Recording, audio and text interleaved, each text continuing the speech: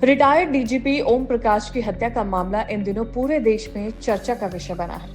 इस केस में कई चौंकाने वाले खुलासे हो चुके हैं, जो ये बताते हैं कि यह हत्या एक लंबे समय से चल रही घरेलू परेशानी और मानसिक तनाव का नतीजा हो सकती है। पुलिस जांच के मुताबिक ओम प्रकाश की पत्नी पल्लवी ने इस हत्या की प्लानिंग पहले से ही कर रखी थी। रिपोर्ट के मुताबिक पल्लवी कई दिनों से इंटरनेट पर यह सर्च कर रही थी कि अगर किसी की गर्दन की नसें काट दी जाए तो उसकी जान कैसे जा सकती है। यानी वो हत्या के तरीकों के बारे में पहले से जानकारी जुटा रही थी। पुलिस को यह भी पता चला है कि पल्लवी को कई सालों से ये शक था कि उसे धीरे धीरे जहर दिया जा रहा है और इसमें घर में काम करने वाले नौकर की भी मिली भगत है। पल्लवी को शक था कि उसका पति ओम प्रकाश उसे जान से मारना चाहता है और इसके लिए उसने घर के नौकरों को मिला लिया है। इस मामले में जब जांच आगे बढ़ी तो पुलिस ने पल्लवी को हिरासत में लिया और पूछताछ शुरू की। पूछताछ में पल्लवी ने दावा किया है कि वो और उनकी बेटी घरेलू हिंसा की शिकार थी। उनका कहना है कि ओम प्रकाश अक्सर उन पर हाथ उठाते थे, गन दिखाकर धमकाते थे और उन्हें मानसिक रूप से प्रताड़ित करते थे।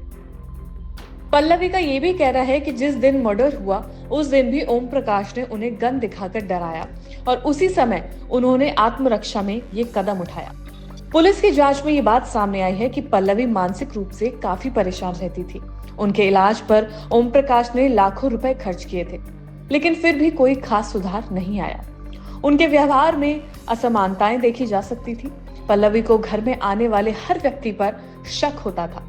वो ये मानती थी कि उनके पति ने ही उन लोगों को भेजा है ताकि उन्हें नुकसान पहुंचाया जा सके। पल्लवी का व्यवहार ऑफिसर्स वॉइस के व्हाट्सएप ग्रुप में भी अजीब था। वहां वो समय समय पर ऐसे मैसेजेस भेजती थी जो किसी को भी परेशान कर सकते थे। 3 दिन पहले भी उन्होंने एक ऐसा मैसेज ग्रुप पर भेजा जिसमें उन्होंने लिखा कि उनकी और उनकी बेटी की जान को ओम प्रकाश से खतरा है।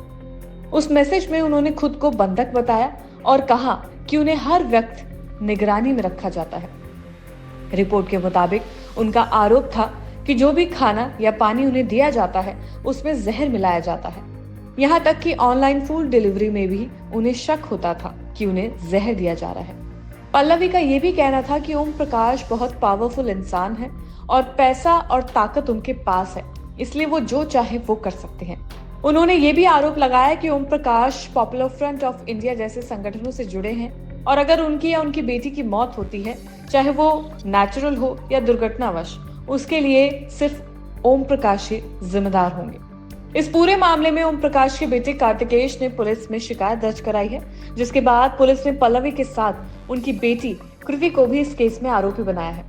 जांच में ये पाया गया है कि जब ओम प्रकाश की हत्या हुई तब कृति घर पर ही मौजूद थी।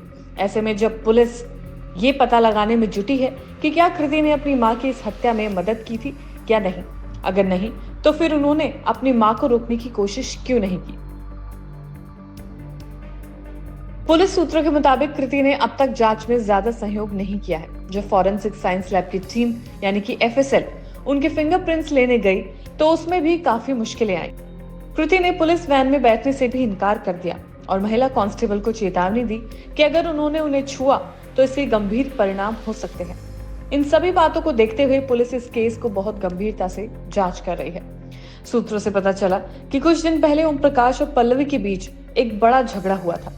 इस झगड़े से परेशान होकर ओम प्रकाश अपनी बहन सरिता के घर चले गए थे, लेकिन बाद में कृति अपनी बुआ के घर गई और अपने पापा को घर लौटने के लिए मनाने लगी।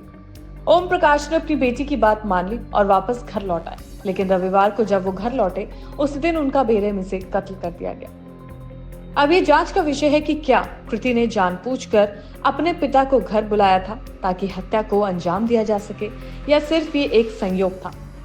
मेडिकल जांच में ये भी पाया गया है कि कृति डिप्रेशन की शिकार है और फिलहाल उसे हॉस्पिटल में भर्ती कराया गया ताकि उसका इलाज हो सके और पुलिस उससे पूछताछ कर सके। इस केस में एक और अहम मोड़ आया है कि पल्लवी को 14 दिन की न्यायिक हिरासत में भेज दिया गया है। सोमवार देर शाम जब ओम प्रकाश का अंतिम संस्कार हुआ उसके बाद ही पल्लवी को गिरफ्तार किया गया।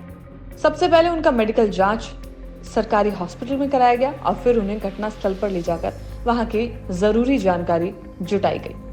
अब इस पूरे केस की जांच बेंगलुरु की सेंट्रल क्राइम ब्रांच CCB कर रही है। पुलिस का कहना है कि ये केस बहुत ही जटिल है क्योंकि इसमें मानसिक बीमारी, घरेलू हिंसा, साजिश और पारिवारिक तनाव सभी चीजें शामिल हैं। पल्लवी का दावा है कि उन्होंने आत्मरक्षा में कदम उठाया, लेकिन पुलिस ये पता लगाने की कोशिश कर रही है कि क्या ये वाकई में आत्मरक्षा का मामला है या फिर पहले से एक प्री प्लान मर्डर है।